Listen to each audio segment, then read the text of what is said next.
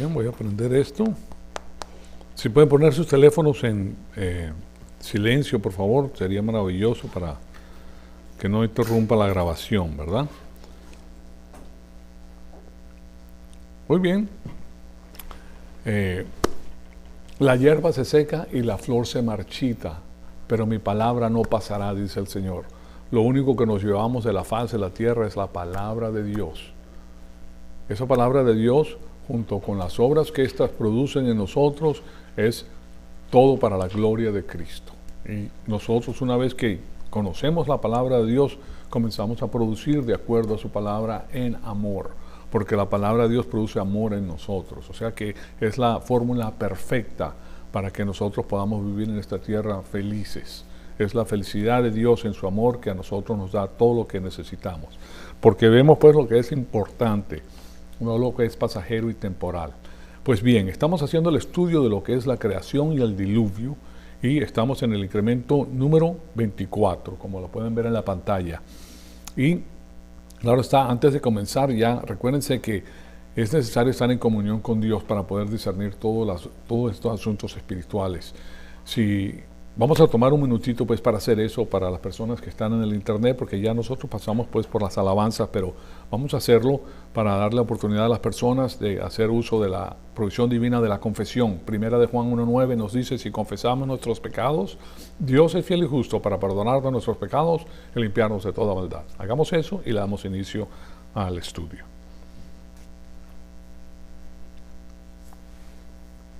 Amado Padre, en conjunto te damos las gracias por el enorme privilegio que nos das de permitirnos atesorar tu poderosa palabra en nuestros corazones. Te pedimos que el Espíritu Santo nos rete con todas las cosas que vamos a estudiar y que en nosotros todo sea para la gloria y la honra de tu Hijo amado, nuestro Señor Jesucristo. En su nombre te lo pedimos. Amén. Perdón, aquí tengo esto equivocado. No es la lección 24, sino la lección 26. Y tampoco es el día 16 de febrero, sino que estamos hoy en el día 23. Se me olvidó cambiar esa porción de la diapositiva, pero ya les dije pues la información. Lo primero que quiero hacer es pasar de nuevo por esto. La repetición nos permite a nosotros recordarnos de las cosas. El tema es sumamente importante y les voy a decir por qué. Este tema de la evolución es algo que está destruyendo a nuestros hijos en las universidades y en los colegios y en la primaria. Porque lo que sucede con esto, con este ataque sutil, es que ellos echan a un lado la necesidad de tener un Salvador. Echan a un lado lo que es el pecado del ser humano. Y les voy a decir por qué en breve. Pero por ahora quiero que ustedes vean que aquí la ciencia histórica que les están enseñando los niños es básicamente darles gato por liebre. Es una mentira, tanto la ciencia histórica como la geología histórica. No hay manera de comprobarlo. Entonces, las definiciones que les tengo puestas en la pantalla es que la ciencia histórica no es lo mismo que la ciencia observable, que es la verdadera ciencia que nosotros estudiábamos cuando estábamos en el colegio. Eso es el que se hace en el laboratorio. ¿Okay? En la ciencia observable se puede observar, validar y reproducir en un laboratorio. Sin embargo, la ciencia histórica se basa en un número de teorías, conjeturas, hipótesis, suposiciones, presunciones que no se pueden observar, no se pueden comprobar científicamente, y es en un laboratorio y no se pueden duplicar, y para creerlas tienes que hacerlo por medio de la fe. Entonces, cuando hablas por medio de la fe, estás hablando de una religión secular, y eso es lo que es la ciencia histórica. Y la evolución es parte de la religión secular de la ciencia histórica, porque no hay manera de comprobarlo. Entonces, yo les di a ustedes un acróstico para que ustedes puedan recordarse de lo que es la evolución, porque este tema sale a relucir, sobre todo si ustedes quieren hablarle a sus hijos. Este es el punto, los puntos que se pueden tocar. Pues si te dicen, ¿tú crees en la evolución? Lo primero que nos puede dar a nosotros es risa. Cosquillas en el estómago, recuérdense de eso. Estoma, ahí lo pueden ver ustedes en la parte de abajo, cosquillas en el estómago. Y eso es el acróstico. Ustedes ven que está la evolución cósmica, la evolución química, la evolución estelar, la evolución orgánica y la macroevolución. Eso constituye la palabra cósmica, química, estelar, orgánica y la macroevolución. La evolución cósmica tiene que ver con el origen del tiempo y el espacio y la materia ellos proponen que vienen de esta gran explosión, de un puntito mínimo que era súper pesado, y de ahí sale todas las cosas que existen en la faz de la Tierra, incluyéndonos a nosotros mismos. Y la evolución química es el origen de los 118 elementos en la tabla periódica, que todos estos parten del hidrógeno en esa gran explosión. La evolución estelar, que tiene que ver con el origen de las estrellas y los planetas, pero nadie, ningún científico ha visto una estrella formarse o nacer. La evolución orgánica, que es el origen de la vida, y nosotros sabemos que nada puede nacer de la materia inerte. Ningún científico tiene idea de cómo eso ocurre, y hoy en día la nanotecnología así lo indica. La macroevolución, que es el cambio de un tipo de animal a otro, diferente, claro está. Nadie ha visto tampoco que esto suceda, ni se ha producido un ápice de evidencia que esto es así. Y lo que ellos le llaman la microevolución, que nosotros sí creemos en eso, que son las variaciones entre los mismos géneros que existen pues entre los géneros, como los gatos. Hay gatos de diferentes tamaños, de diferentes colores, etc. Entonces, en esa sí creemos nosotros. Pero nosotros podemos plantearle esa pregunta a una persona: ¿a cuál evolución te refieres? Y de esa manera, pues nosotros sacamos ya con este acróstico en nuestra mente, cosquillas en el estómago, ¿verdad? Tú puedes empezar con la evolución cósmica. ¿Me hablas de la evolución cósmica, o me hablas de la evolución química, o me hablas de la evolución estelar, o me hablas de la evolución orgánica, ¿verdad? O de la macroevolución? Entonces, cada punto de eso lo podemos desmentir inmediatamente. Ahora, ¿por qué hago tanto hincapié en esto y por qué se los he repetido tantas veces? Bueno, porque resulta que el ataque es tremendo, y el ataque lo pone y lo prepara pues el asunto de la brecha de tiempo que se encuentra en Génesis 1:1. Entonces, la ciencia histórica es la jeringa, si lo podemos ver de esa manera, que es utilizada para inyectar el pensamiento cósmico dentro de la iglesia. Y es el asunto que ahora, a través de la dialéctica religiosa, se han aturrado pues millones de años en la brecha que existe entre Génesis 1:1 y Génesis 1:2. Y claro, está formado a través del sincretismo. Todo eso va junto, porque ese sincretismo ha sido permitido por algunos teólogos para armonizar a la Biblia con la ciencia histórica.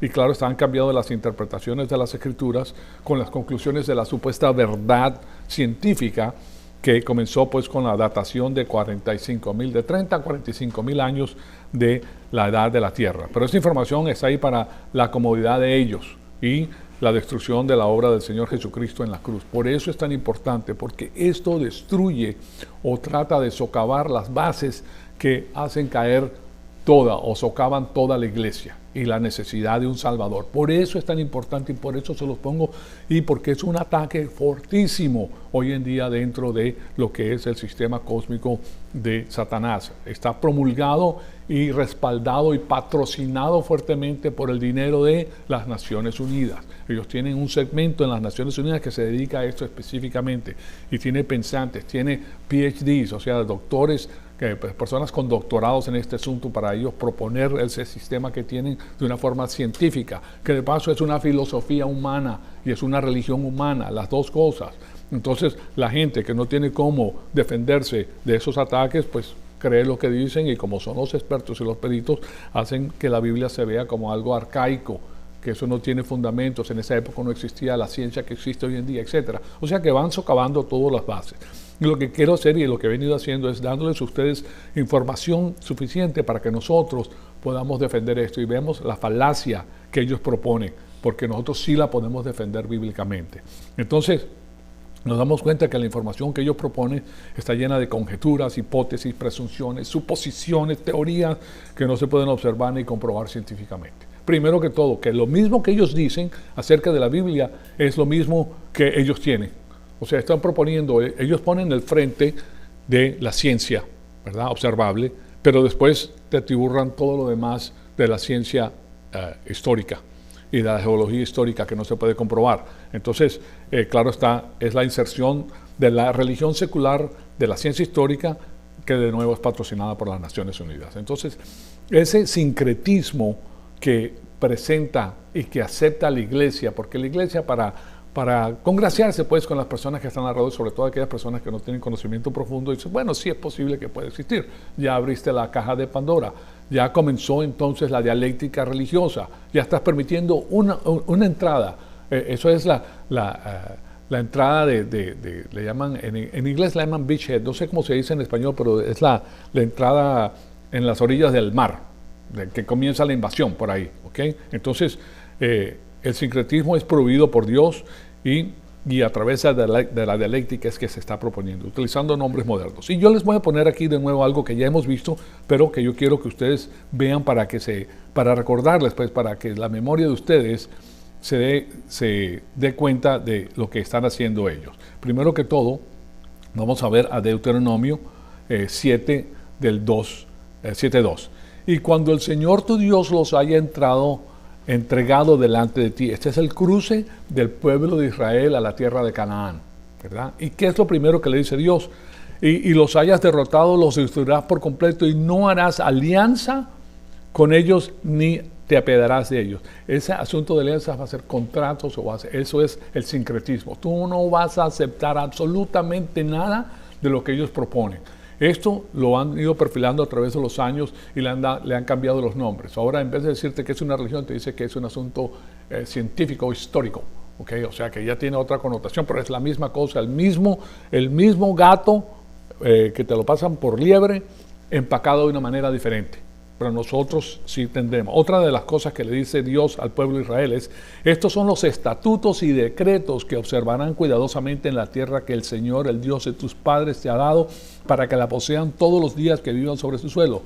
Destruirán completamente todos los lugares donde las naciones que desposeerán sirvan a sus dioses, sobre los montes altos, sobre las colinas y debajo de todo árbol frondoso.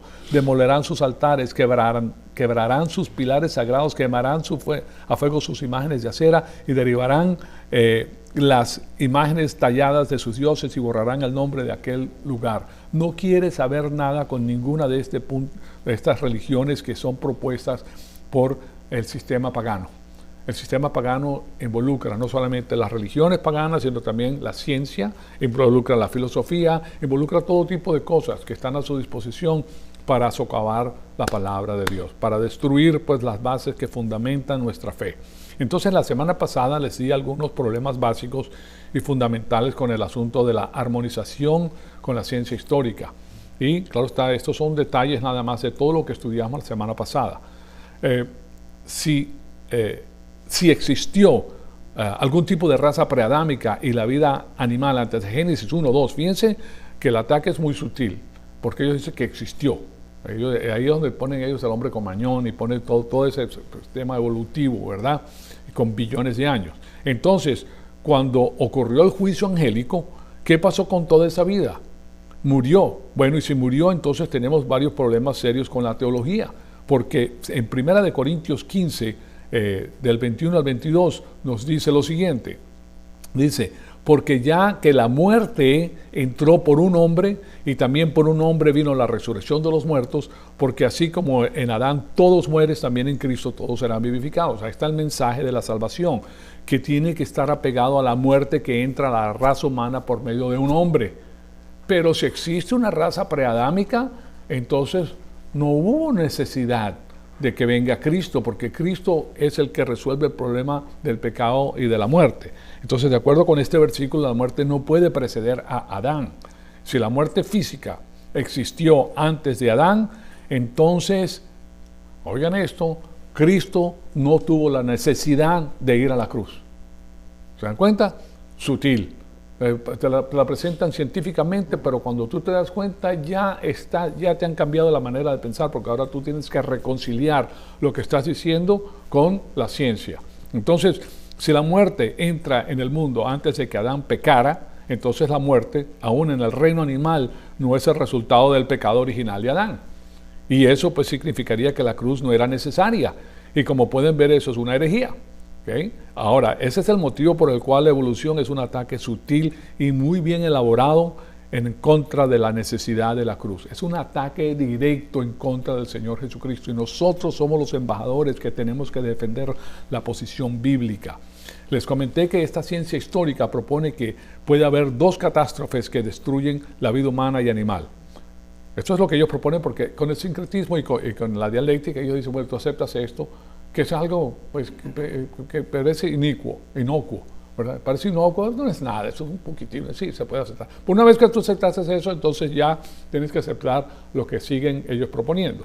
Entonces, si tú dices que sí pudo haber dos catástrofes, una en la brecha entre Génesis 1.1 y Génesis 1.2, entonces pues puede haber la otra y está todo bien, sí, o sea, no te están desmintiendo tu idea de que hubo una catástrofe, ¿verdad?, en el diluvio, pero pudo haber otra catástrofe antes del diluvio, ¿verdad? O sea que sí, pues la persona que no entiende el asunto, pues dice, bueno, sí es posible, porque ahí no dice nada acerca de esto. Pero eso es imposible, y les voy a decir por qué. Porque en las excavaciones los fósiles no siempre siguen el mismo patrón. Los fósiles están mezclados. Todos los fósiles que han tenido que ser formados por el mismo evento catastrófico.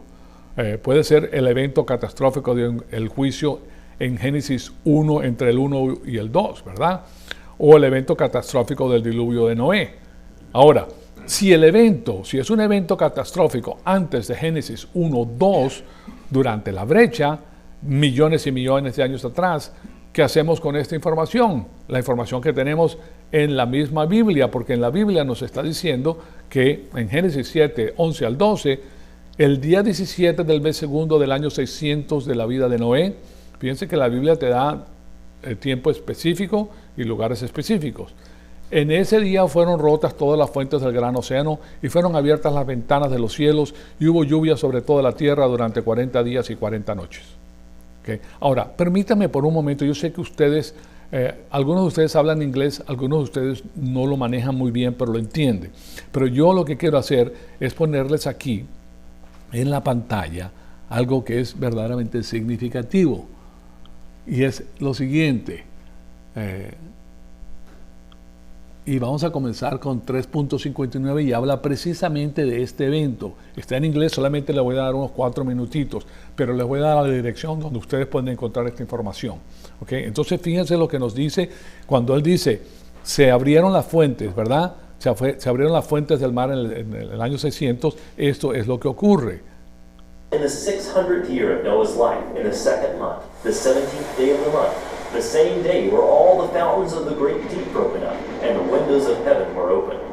These two events, the fountains of the great deep breaking up and the windows of heaven opening, began the first day of a 371-day-long calamity that resurfaced the earth and killed every. Le está dando las fechas exactas de la Biblia. Magma mixed with steam pierced the earth's crust. Giant rifts or tears ran thousands of miles. Aquí está hablando de la reconstrucción platectónica cuando Pangea, que es un solo continente, se abre y comienza ahí ustedes pueden ver en esa fotografía que viene siendo parte de eso, cómo se abre la tierra y cómo sale el magma, el agua entra y inmediatamente eso tiene miles de grados de temperatura. Cuando la toca el agua, eso se va para arriba y eso es lo que comienza a hacer que la lluvia comience a caer del cielo, porque el cielo también estaba lleno de agua y el evento cataclísmico comienza a hacer tsunamis, pero no un solo tsunami como el que hubo allá en Japón de 9.1, que fue un solo evento, que solamente el plato tectónico entró y hizo así, ¡pum!, y se levantó 22 pies y eso causó que el agua entrara 9 millas adentro en el Japón. ¿Okay? Esto es un evento constante que dura un año. Comienza esto a hacer y comienzan los tsunamis en la faz de la tierra a llevarse todo lo que existía. Entonces, across the planet. Scalding hot magma vaporized massive amounts of water that jetted into the atmosphere. Vaporizaba todo el agua y se iba a la atmósfera. The water fell back to Earth as intense global rain, along with torrential rain from heaven for 40 days. Por 40 días. Worldwide catastrophic rifting caused massive mud-filled tsunamis to causó tsunamis en toda la faz de la tierra, estos eventos. speed across deep ocean floors, then on the shallow ocean floors, killing everything in their path. Y mataba todo lo que estaba en el camino. Sequence wipes out mostly Aquí están las secuencias del depósito de todo lo que de estos fósiles que se encuentran. Y lo hacen, claro está, le ponen nombres y ellos te dicen cómo fueron estas cosas depositadas. Ahora, aquí ustedes pueden ver el mapa de los Estados Unidos porque esta es la parte moderna, pero recuérdense que todo esto estaba unido. Y cuando pasa esta catástrofe, se va abriendo y quedan depositados no solamente en Norteamérica, Sudamérica y en África, estos depósitos que son todos exactos, son casi similares. Entonces, Shallow marine habitats. The bursting fountains of the de great paso, esta es una fotografía real de lo que sucedió en esta isla. Tenían una cámara puesta y está creciendo ahí, está saliendo un volcán. Ahí ven al lado de tierra, se está creando una isla en estos momentos. spew out megatons of magma and carbon dioxide. Sure enough, the first megasequence rocks show a spike in volcanic activity and massive amounts of carbon dioxide. During these first 40 days, intense water currents overtopped most of the flooded continents. En estos primeros 40 días, esta agua cubrió pues la parte del globo terráqueo. Water-laden sediment travels at highway speeds. Thick sediment Los sedimentos se postraban a la velocidad de la autopista, o sea, 60, 80 millas por hora depositaban y después cuando residieron dejaron todos esos fósiles puestos ahí de todos los animales que blankets existen. start covering low regions of the continent. Fossils show that the first 3 megasequences 3 secuencias se encuentran ahí de la entrada de agua y la salida de agua. Cada vez que entraba el agua depositaba fósiles porque mataba todo lo que había en el camino. buried the shallow seas that were filled with marine life. Ahí están los fósiles de la vida marina que se encuentran en montañas. Ustedes van a montaña y ellos te enseñan animales que son del océano, pero están arriba en las montañas. These deposits have almost no trees or land animals. All 3 megasequences covered similar environments across Se dan cuenta, los mismos tipos de ambiente medio lo cubrían, no solamente en los Estados Unidos, sino en Sudamérica, en Centroamérica y en África, North globalmente. and South America and Africa, the 3 continents mapped so far. One global cause, Noah's flood, best explains this one worldwide effect. Y lo que mejor explica todo esto es ese evento del diluvio de Noé. Poco a poco les voy a enseñar esto, pero de paso, esto se encuentra en Genesis Apologetics. Ahí vienen ustedes, pueden ver eso, Genesis Apologetics. Ahí pasan toda la película de esta. Estoy tratando de ver si la tienen en español, porque yo la quiero pasar en español. Pero para hacerla yo me demoraría mucho tiempo porque tengo que traducir eso y yo soy el que se las tengo que narrar. Pero de todas maneras, ellos han hecho una enorme investigación al respecto de este asunto que les estoy enseñando. De todas maneras, ustedes pueden ver que aquí dice, en el día 17 del mes segundo del año 600 de la vida de Noé, en ese día fueron rotas todas las fuentes del gran océano, ¿verdad? Y también fueron abiertas las ventanas de los cielos y hubo lluvia sobre la tierra durante 40 días y 40 noches. Ese es el impacto inicial. Después de esto, nos deja saber el periódico de ayer, ¿ok? Que aquí en el diluvio, ¿verdad? En Génesis 7:17, el diluvio duró 40 días sobre la tierra y las aguas crecieron y levantaron el arca y se elevó sobre la tierra y las aguas crecieron e incrementaron tanto sobre la tierra que el arca flotaba sobre la superficie de las aguas. Las aguas subieron tanto sobre la tierra que las montañas más altas debajo de todos los cielos fueron cubiertas, las montañas fueron cubiertas y las aguas cubrieron 15 codos, 49 pies por encima de los picos más altos de las montañas. Ahora recuérdense de esto, en Pangea había una sola tierra, ¿verdad? Que se va desprendiendo y a medida que se desprenden, por la actividad volcánica también crecen estos grandes montes a la altura que existen en el día de hoy, pero en aquellas épocas es posible que no hubieran sido tan altas, pero existían de todas maneras. Y murió todo ser que se desplaza sobre las aguas, tanto las aves como el ganado. Las aves no tenían dónde aterrizar y se morían, porque no podían, o sea, se cansan de aletear, ¿verdad? Y como el ganado, las fieras, los animales que se desplazan sobre la tierra y todos los hombres. Murió todo cuanto tenía aliento de vida en sus narices, todo lo que había en la tierra seca, y así fue arrasado de la faz de la tierra todo ser viviente. Fueron arrasados desde la tierra, desde el hombre hasta el ganado, los reptiles, las aves del cielo. Solo quedaron Noé y los que estaban con él en el arca. No había más gente ahí, no había nada. Esto es global, mundial. Y las aguas prevalecieron sobre la tierra durante 150 días, que fueron 5 meses. Entonces es una inundación mundial donde las aguas se desplazan por toda la tierra con un poder increíble por 5 meses y después comienzan a retraerse pues el resto del año. O sea que es un total de inundación y retracción de aguas de 12 meses. Y en esos tsunamis que estaban pasando era que se depositaban todos estos sedimentos de fósiles y están unidos esos sedimentos. Hay de todo tipo de sedimentos en esos lugares en los que se encuentran. Y yo les enseñé a Génesis 8 del 1 al 14. Este es el motivo por el cual es tan importante pues, conocer esto. Decir que no quedan rastros ahora. Fíjense en esto, porque lo que ellos proponen en estas mentiras que ellos dicen es que hubo 2 eventos. El primero fue en la brecha de Génesis 1.1 en Génesis 1.2, billones y millones de años atrás, donde estaban pues, los dinosaurios y el hombre con mañón y todo eso, ¿verdad? Y el otro es en el arca de Noé, con el asunto del diluvio. Ahora, decir que no quedan rastros de esta catástrofe en los récords geológicos es absurdo, porque esta catástrofe ocurre en los años 2438 antes de Cristo, ¿ok? O sea, estamos hablando, 2438, que son casi 1600 años antes de Cristo. O sea, que ya Cristo, matemos 2000, son 3600 años atrás que ocurrió todo esto. O sea que esos fósiles, esos depósitos se encuentran ahí. Entonces, todos los fósiles se encuentran en rocas sedimentarias. Y les comenté que lo que establece las rocas sedimentarias es el agua. El agua las establece con esas tsunamis que llegaban y depositaban. Ustedes vieron no fotos, sino las películas recientes de lo que pasó con ese tsunami en Japón, cómo el agua entraba y se llevaba carros, casas, todo lo que y lo arrasaba. Claro está que cuando esas aguas se retraen, todo ese sedimento queda en los lugares donde lo llevó el agua. Es lo mismo que sucedía en este asunto del arca de Noé.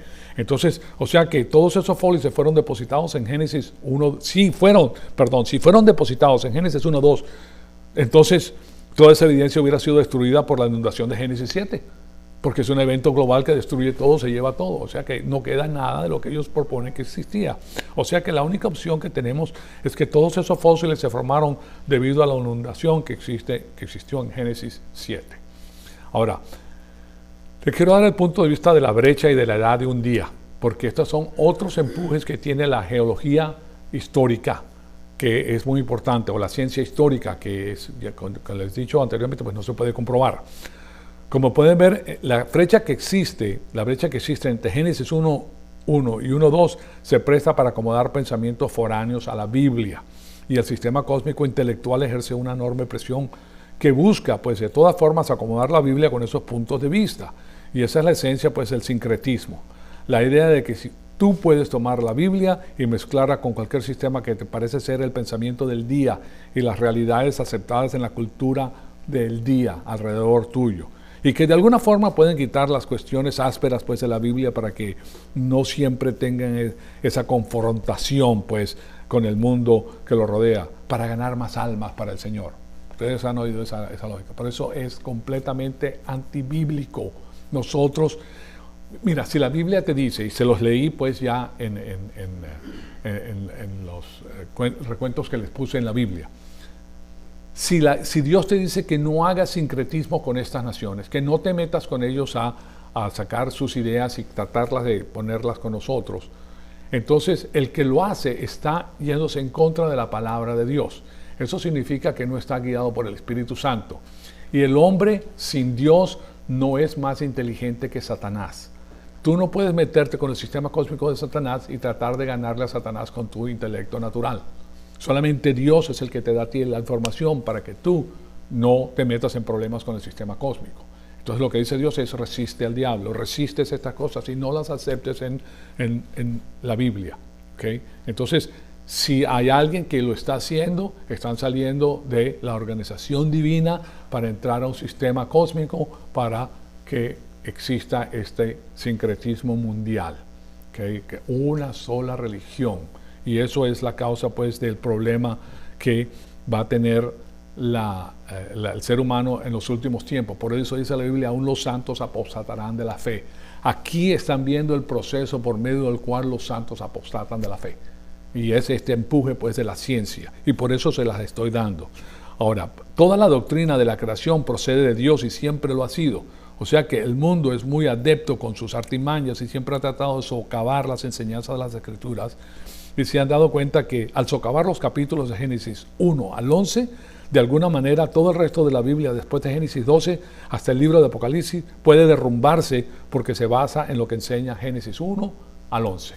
Entonces, por eso es tan importante. Nosotros tenemos que tener esta información para poder defenderla. De manera que tenemos pues que ser muy cuidadosos pues para no caer en la trampa de aceptar las conclusiones de la ciencia empírica, de la ciencia histórica, de la ciencia o de la geología histórica como un hecho absoluto pues. Tenemos que asirnos a las Escrituras, a interpretar la Escritura a la luz de la Escritura, porque la Biblia se interpreta a sí misma. Y entonces, no importa cuánto se aparte de las teorías modernas de la ciencia, nosotros tenemos que estar listos para aceptar lo que la Biblia dice. O sea que tenemos que caminar por fe y no por vista. Es muy importante. El problema que tiene la iglesia es que las personas hoy en día no están aprendiendo la palabra de Dios. Y claro está, no tienen la defensa en contra de estos empujes científicos, que le llaman científicos, que no lo son, pues son filosofías humanas y religiones humanas. Y como les dije la semana pasada, en el hebreo, en Génesis 1:2, comienza con una conjunción y después un nombre y después un verbo. De manera que ahí hay un contraste, porque vamos a regresar al asunto de la brecha. El versículo 2 es compuesto por 3 cláusulas circunstanciales. Tenemos que, fíjense el tiempo que nos hemos demorado viendo el asunto de Génesis 1:1 y 2, porque es ahí donde está el problema, es ahí donde han insertado todo esto. Entonces tenemos que ver esto del punto de vista exegético, tenemos que ver las palabras que lo componen y cómo se utilizaban para que no quede duda en nuestra mente que Dios nos está diciendo las cosas, lo que es real. Entonces aquí vemos estas 3 cláusulas subordinadas en Génesis 1:2. Pero la tierra estaba sin orden y vacía, es una cláusula subordinada. Había tinieblas sobre la faz del océano, segunda cláusula subordinada, y el Espíritu de Dios se movía sobre la faz de las aguas.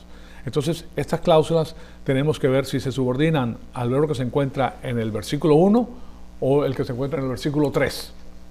Si es asunto del versículo único, estas cláusulas circunstanciales que rodean la acción del verbo principal, si esta oración no es una oración independiente,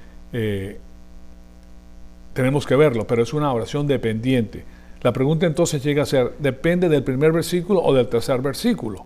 En otras palabras, ¿está describiendo las circunstancias de la creación de los cielos y de la tierra? Estas 3 cláusulas, ¿verdad? Circunstanciales. ¿O está describiendo otra cosa? Si está describiendo lo que hizo Dios, entonces de esa forma sería cuando Dios comenzó a crear los cielos y la tierra estaba sin forma y vacía. ¿Se dan cuenta? Se tendría que decir de esa manera. Pero si es circunstancial al tercer versículo, y lo es, entonces el primer versículo no tiene el mismo tipo de estructura necesario para tener una cláusula temporal, pero el tercero sí. Ahora, para refrescar la memoria, la posición de en, esa palabra en el principio, ¿verdad?, debe ser tomada como una oración independiente. O sea que en el capítulo 1, versículo 1 de Génesis es en el principio Dios creó la tierra, los cielos y la tierra. Y esa es la creación original. Ahora, las 3 cláusulas circunstanciales en el versículo 2 describen las condiciones que existían en la tierra cuando Dios habló ese día, porque ese día habló Dios. Ahora, no fue él el que escribió esto lo escribió Moisés 1400 y pico de años después, antes de Cristo, pues. O sea que esto lo escribe él después del diluvio, él lo escribe muchos años, cientos de años después. Entonces, pero aquí nos damos cuenta de que Dios creó las cosas de tal manera que eran perfectas, y lo vemos en Isaías 45:18. Isaías 45:18, porque así ha dicho Jehová, el que ha creado los cielos, Él es Dios. Jehová es Jesucristo, de paso. Aquí está hablando del Señor Jesucristo, que es el creador de todas las cosas, antes de su encarnación. El que formó la tierra y la hizo, Él la estableció, no la creó para que estuviera vacía. No la hizo para que estuviera tohu wabohu. Tohu es un lugar de desperdicio vacío, ¿okay? Sino que la formó para que fuera habitada. ¿Se dan cuenta? Yo soy Jehová y no hay otro. Entonces aquí te está diciendo que Él la hizo no para que estuviera vacía, pero ya cuando la encontramos en el versículo 2 estaba desordenada y vacía. ¿Se dan cuenta? Entonces aquí ocurrió un evento cataclísmico que es lo que estamos estudiando. Y ese es el que se utiliza la ciencia ficción, porque eso es lo que le voy a poner, para decir que ahí hubo un momento que comenzó con 45, la verdad de ellos comenzó con 45.000 años, pero ya va por 300 billones de años en esa brecha. Entonces, ahí tenemos una declaración específica que Dios no creó la tierra como un lugar vacío, de desperdicio y sin forma. Él la creó ordenada, pero algo sucedió que introduce el concepto de todo ese tohu wabohu, desordenada y vacía en el hebreo, o juicio, pues. Ya hemos visto que esta no es una terminología que en el Antiguo Testamento siempre está asociada de otra manera, sino es con el juicio. Esa terminología se utiliza con el juicio nada más. Entonces, si lo vimos en Jeremías 4, del 23 al 26, también lo vimos en Isaías 34, 11. Yo les enseñé los versículos y cada vez que aparecen en un contexto de juicio. Entonces, o sea que la primera frase, sin forma y vacía, es una frase que indica la acción de un juicio divino sobre el planeta. Y además, no es simplemente un hecho de juicio divino, sino que hay una segunda fase, y esa es oscuridad. O sea que no solamente la forma desordenada y vacía se convierte en desordenada y vacía, sino que viene otra cosa que es oscuridad, que también es otra palabra utilizada en la Biblia para describir juicio. Entonces, la oscuridad es otro concepto que indica eso mismo, juicio. Y en todos los lugares en la Escritura, cuando tienes el concepto de la oscuridad, tienes una indicación de algún tipo de juicio. Le llaman oscuridad, a veces lo traducen tinieblas. Por ejemplo, lo que vemos en Éxodo 10 del 21 al 23. Se los pongo aquí para que ustedes se encuentren el uso de la palabra. Jehová dijo a Moisés: extiende tu mano hacia el cielo para que haya tinieblas sobre la tierra de Egipto. Esta palabra tinieblas es oscuridad. Moisés extendió su mano hacia el cielo y hubo densas tinieblas, densa oscuridad por toda la tierra de Egipto durante 3 días. Una oscuridad total. Y no se podían ver los unos a los otros, como comprenderás que no son tinieblas nada más, porque no se pueden ver los unos a los otros. Claro está que a veces tú puedes ver tinieblas que es muy densa, pero si tú te acercas tú puedes ver a una persona, correcto. Pero esta era una oscuridad total que no, tú te parabas enfrente de él, no la podías ver, tan oscuro estaba. Nosotros no estamos diseñados, no tenemos el equipo para ver de noche. Entonces, no se podían ver unos a otros, ni nadie se movió de su lugar durante 3 días. ¿Por qué no se movió nadie de su lugar? Porque no podían caminar, no podían ver, se tropezaban, tenían miedo. ¿Okay? Pero todos los hijos de Israel tenían luz en sus moradas. O sea que milagrosamente Dios se le había puesto en Goshen, que era la tierra donde estaban los judíos, en sus casas tenían luz. Interesante, ¿verdad? Bueno, también en Joel, pero está hablando de juicio. O sea, la palabra oscuridad habla de juicio. También en Joel 2:2 nos dice lo siguiente: día de tinieblas y de oscuridad, día de nublado de densa neblina, como negrura que se despliega sobre las montañas, es un ejército grande y fuerte, nunca antes ha subido algo semejante, ni después de ello ocurrirá por años en generación de generación. Está hablando de los días finales en contra de Jerusalén, de la gran tribulación. Y también en Juan 3:19, les pongo aquí, y esta es la condenación, que la luz ha venido al mundo, hablando de nuestro Señor Jesucristo, que es la luz del mundo, ¿verdad? La luz del mundo explicada pues por la minora. Y los hombres amaron más a la oscuridad que la luz, porque sus obras eran malas. Esa palabra oscuridad es la misma palabra que utiliza Dios para dejar saber que este es un problema que tiene el ser humano. Cuando no aceptan la luz de la palabra de Dios a nuestro Señor Jesucristo, entonces siguen amando a la oscuridad. Pero se van a dar cuenta que en la oscuridad hay sol. Pues es la oscuridad del alma, no pueden ver. Esa oscuridad no les permite a ellos ver la verdad. Entonces, la oscuridad siempre tiene esa connotación negativa de algo que está asociado con la maldad y el juicio. Con la maldad y el juicio. Y la tercera frase tiene que ver con la palabra profundo. O sea que estamos hablando de, aquí hay 4 palabras que describen juicio, juicio, juicio, juicio. La palabra es teom en el hebreo, que también está asociada con algo bajo juicio. Y de hecho, pues si ustedes leen la Septuaginta, que es la traducción griega de los escritos hebreos en Egipto por estos 70 eruditos para traducirla al griego del Antiguo Testamento, de las épocas de esa gente estuvo ahí por Alejandro Magno, que conquistó esa zona y después se mandaron estos eruditos griegos allá y ellos son los que traducen todas estas cosas. Entonces, la palabra teón está traducida en el griego, en la Septuaginta, con la palabra abusos con doble S, abusos, de la cual proviene la palabra abismo en el español, porque resulta que en las épocas modernas la U se traduce como una Y, abismo, ¿verdad? En el español, y abysm en inglés también. Y en cualquier lugar que ustedes ven la palabra abismo en la escritura, este es el lugar donde los ángeles son enviados para ser castigados. Fueron enviados al abismo. Los ángeles que cayeron, los ángeles que entraron y copularon con las mujeres, con los seres humanos, las hijas de los hombres, están encarcelados en este abismo. Y claro está, toda esa terminología se une para presentar una imagen de juicio sobre la tierra. Tenemos 4 palabras que describen pues este asunto. Otra cosa que devengamos de este pasaje es que existe cierto juego con las palabras que no es evidente en el español. Y les voy a decir de qué se trata. Por ejemplo, la palabra bohu.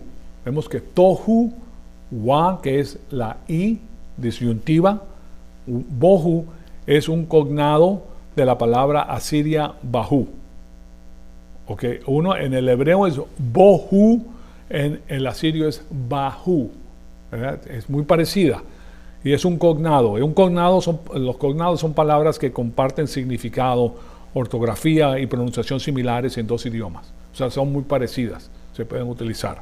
Bueno, entonces, Bahu, que es la forma de Asiria, era la personificación del caos y del desorden en el panteón asirio.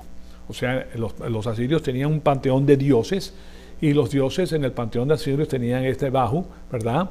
Y es asociado frecuentemente en la literatura con, así como se los digo, Tiamot, que es un nombre que etimológicamente está vinculado con la palabra hebrea Teom, que es la palabra que estamos estudiando, T-H-E-O-M, ¿verdad? Que significa profundo. ¿Se dan cuenta? Entonces él está haciendo uso de esta palabra porque los judíos de esa época sabían de lo que él estaba hablando, porque ellos conocían estas cosas. O sea que Moisés, bajo la inspiración del Espíritu Santo, está utilizando palabras que también tienen otras connotaciones con las cuales los hebreos estaban familiarizados. Esa era la gente que vivía en las épocas en que ellos vivían. Entonces, el asunto de esto que está, el subtexto que se encuentra entrelazado en esta enseñanza es que Dios está en control de todas las cosas que están ocurriendo y es un indicio que el Dios de los hebreos tiene control sobre los dioses de la naturaleza pagana, los dioses paganos de la naturaleza, pues, y de esos pueblos que lo rodean a Israel. Y esto solo presenta pues un indicio de que hay más cosas dentro de esto de lo que podemos apreciar simplemente leyendo el texto en español. Si tú profundizas esto, te das cuenta que eso está vinculado con otras cosas con las cuales ellos estaban familiarizados. Entonces, pues es muy claro, simplemente viendo pues el texto, que existe ahí una brecha entre Génesis 1.1 y Génesis 1.2. Hay una brecha, sí la hay. O sea, sin duda alguna existe una brecha porque Dios no hizo la tierra para que estuviera vacía, sino que para que fuera habitada. Y así fue. Los ángeles habitaban la tierra. ¿Okay? Y era diferente lo que él había hecho para los ángeles porque no necesitaban lo que el hombre necesita. No se necesitaba reproducción. Esto es una parte muy importante. El hombre y los animales son creados para varón y hembra para que se reproduzcan. ¿Okay? Porque él sabía que el conflicto angélico tenía que extenderse por un periodo de 7,000 y pico de años. ¿Okay? Pero los ángeles no se reproducen. Los ángeles todos son hechos directamente de la mano de Dios. O sea, no tienen la misma fuente de genes como los tenemos nosotros como seres humanos y como los tienen los animales. Los genes originalmente eran muy fuertes y podían reproducirse, se podían mezclar, etc. Y de ahí salen todas las razas y todo lo que tenemos. Los ángeles no. Ellos no necesitaban tener animales que se reproducieran y necesitaban tener seres humanos que se reproducieran. ¿Por qué tienen que reproducirse los seres humanos? Porque posteriormente los animales, porque posteriormente los animales eran los que iban a alimentar a los seres humanos y tenía que haber una fuente de alimentos que proviene de la misma tierra y por eso también las semillas se reproducían, pero ellos no tenían que tener un medio ambiente que se reproducía. Y aparentemente, pues con las investigaciones que se han hecho, yo les he comentado que era un lugar extremadamente hermoso, la tierra, pero era hecho a base de piedras preciosas que reflejaban pues a los ángeles de luz. Y tenían pues formas diferentes, pero eran todas hechas por Dios, de la mano de Dios, como eran los ángeles, o sea que era completamente diferente. Entonces, el asunto es que no se necesitaba la reproducción en esa época. ¿Por qué? Porque los ángeles no la necesitaban. El asunto es que Lucifer cae. Lucifer cae, y Lucifer al caer, entonces Dios le hace el juicio, y el juicio lo encuentra culpable, y de ahí sale el juicio de apelación de Satanás, que impugna a Dios y su carácter, diciendo: ¿cómo va a ser posible que un Dios amoroso envíe a sus criaturas al lago de fuego? Entonces de ahí es que crea al ser humano, crea a Adán y a Eva, y ahí venimos todos nosotros. Entonces esta es parte de la historia que comprende todo esto. Entonces el asunto es que lo que ocurrió históricamente es que un par de hombres vinieron en el siglo XIX y fueron influenciados por la geología histórica y trataron de añadir de 30 a 40 mil años a la edad de la Tierra. Y yo les comenté acerca de este señor que se llama Thomas Chandler, así se llama este señor. Más que todo, toda esta información venía en esas épocas de Inglaterra, y venía de las partes más desarrolladas de Europa, pues. Y ya yo les he mencionado que este hombre se pegó al punto de vista que había existido ya por algún tiempo, porque esto no es nuevo para ellos, esto siempre ha existido, porque el sistema cósmico siempre está tratando de cambiar las cosas. Lo que sucede, como les he dicho anteriormente, es que ahora las cosas se escriben, se ponen por escrito, entonces hay una cantidad de documentación escrita que es utilizada y en la cual sirve de trampolín o plataforma para que se ponga más información. Ya esto fue desarrollado, ya no tengo que desarrollarlo. Es lo mismo que los materiales que se utilizan en un avión. Bueno, ya desarrollaron los materiales, ya no tienes que hacer, ya para hacer un avión no tienes que desarrollar los materiales esos y gastarte 15, 20 años en hacer las aleaciones de metales para que aguanten la fuerza de las alas, ¿verdad? Con el viento, porque ya eso fue inventado. Entonces ahora puedes pasar al próximo paso, que es ya construirlo, ¿me explico? O sea que la información se va basando en información previa.